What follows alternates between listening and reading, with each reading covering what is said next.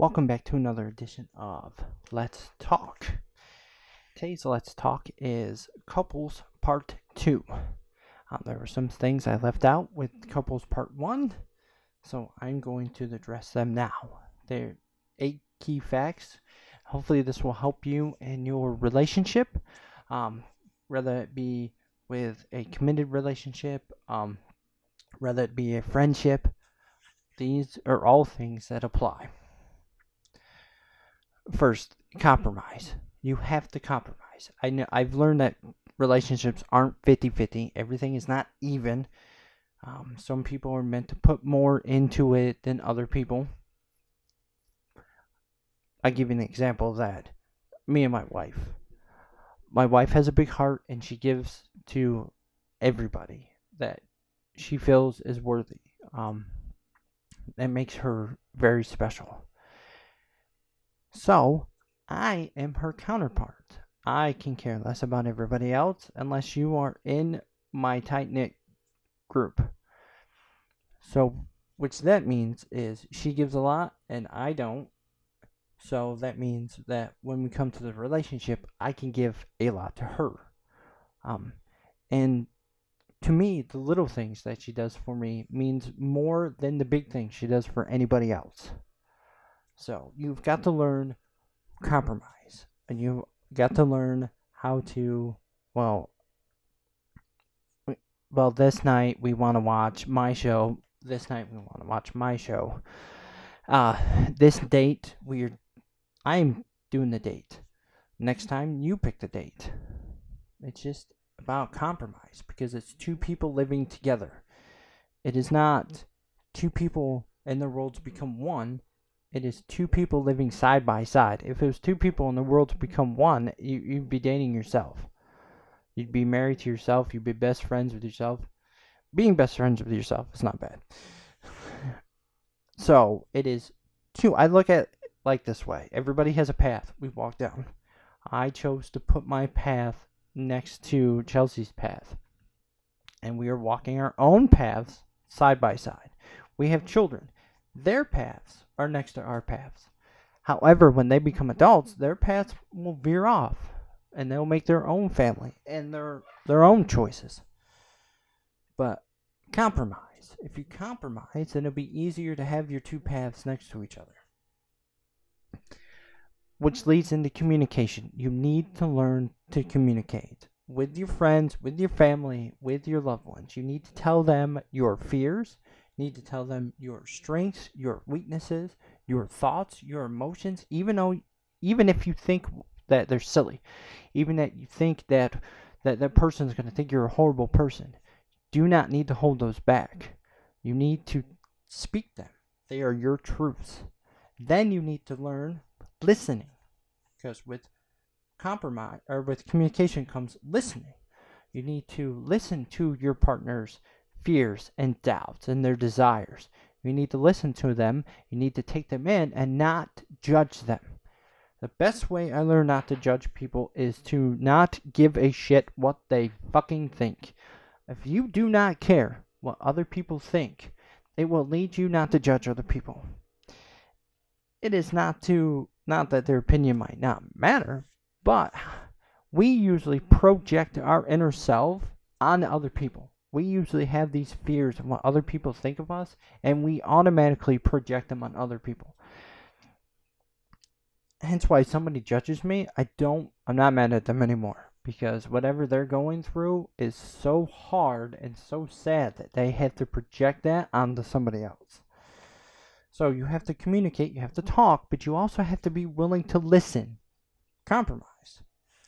This leads into perspective. Everybody has a different perspective about everything.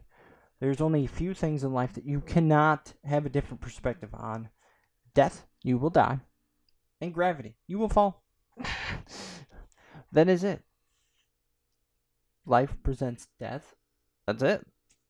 The way we deal with it, however, is up to perspective. And if you start to see other people's perspective, you don't necessarily have to change your viewpoints, but if you see their perspective, you will start doing what I call empathizing with them.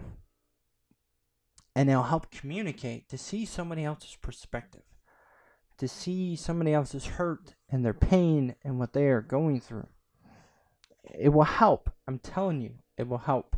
I know it's hard, and that we have a one-track mind, and that most of us are set on our beliefs and set on this, and we think that we are absolutely right. No, it's your perspective. Doesn't mean you're absolutely right. There are some variants. Usually, what I've gathered, usually the truth lies in between two people's perspective on what had happened. I learned this early on doing criminal justice, talking to witnesses. People will see different things. Doesn't necessarily mean they're wrong. It just means that in a traumatic event or any kind of event, in any kind of way, people see things differently based on their beliefs, based on their religion, based on their what they hold dear, based on their state of mind.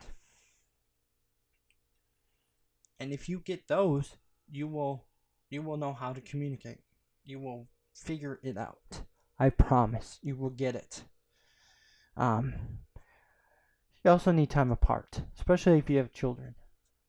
You need time away on separate vacations. Take separate vacations. It doesn't mean you're horrible people. It doesn't mean you're monsters. It just means you need some time to yourself.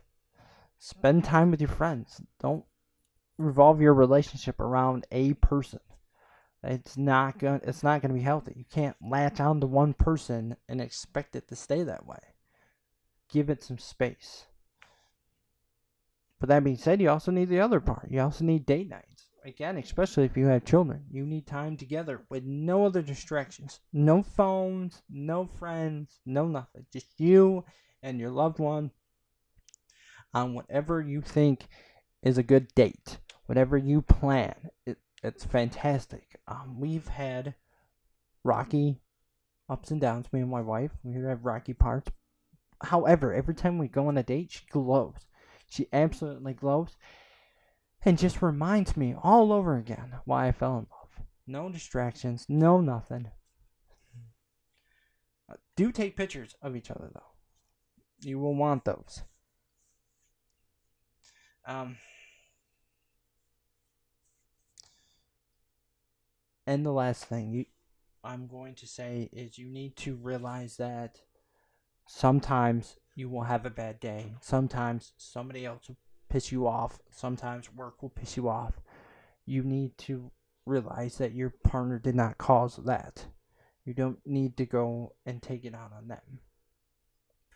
This I've learned early because she has a stressful work, and I have been home with the kids, and kids are pains in the rear ends, but that doesn't mean we come together and take it out on each other. We need to come together and to talk about our day. That's fine.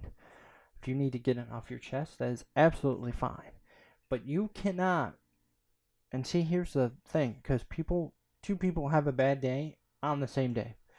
Both of them will think that the day needs to revolve around them. They need to get out all their grievances, and it should be just about them. No. What you should do is, okay, you tell me your day. Okay, I empathize with you. Now I'm going to tell you my day, and then you empathize with me. That will work. You cannot make it all about one person. It's all about compromise. You have an ability to listen. You have an ability to speak. And if you take all these things I've given you, you'll live a happier life. That being said, much love. JD, out.